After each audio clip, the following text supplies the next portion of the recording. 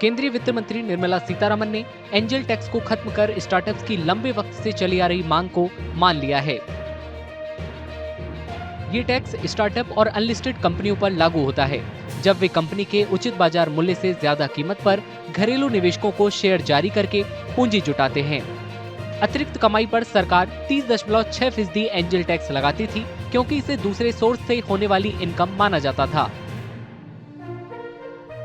You know, it's so sad. The state government and central government spend more than 8 lakh crores a year on subsidies. But the startup sector, which creates employment for young people, gets peanuts. 1,000 crore is not going to shift anything for a very large $4 trillion economy today. They should have made 50,000 crores over 5 years. But angel tax is abolished. But what they should do now is withdraw all cases against startups in the last 5 years under angel tax. Stop the harassment. इस tax को पहली बार 2012 के केंद्रीय budget में UPA 2 की सरकार में लगाया गया था। तब तत्कालीन वित्त मंत्री प्रणब मुखर्जी ने इसे निवेश के जरिए मनी लॉन्ड्रिंग को रोकने के लिए लगाया गया टैक्स बताया था। एंजल टैक्स को शुरुआती तौर पर स्टार्टअप के लिए बहुत भारी माना जाता है। ये टैक्स आमतौर पर कंपनी के मौजूदा बाजार मूल्य के बजाय उनकी भविष्य की काबिलियत पर आधारित होता है। इससे देनदारी बढ़ने की आशंका की वजह से निवेशक काफी डरते हैं। The abolition of angel tax is a great move by the government. I think it will address all the concerns of the investors of different kinds.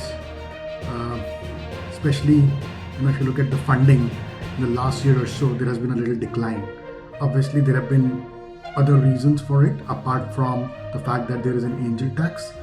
But for sure, I think abolition of angel tax will be a great boost for the startup ecosystem, which is growing and can really be the driver for India to shine globally. Hurun global unicorn index 2024 के मुताबिक startup ecosystem के धीमा होने की वजह से भारत में unicorn की संख्या में गिरावट आई है। बजट से पहले एंजल टैक्स को खत्म करने की मांग विपक्षी दलों ने भी की थी। डीपीआईआईटी ने भी इसे हटाने की सिफारिश की थी। एंजल टैक्स हटने से अब स्टार्टअप की टेंशन काफी कम हो जाएगी। अगर आप ये वीडियो YouTube पर देख रहे हैं तो हमारे चैनल को सब्सक्राइब करें और बेल आइकन को दबाना ना भूलें। अगर आप Facebook पर ये वीडियो देख रहे हैं तो हमारे पेज को लाइक करें।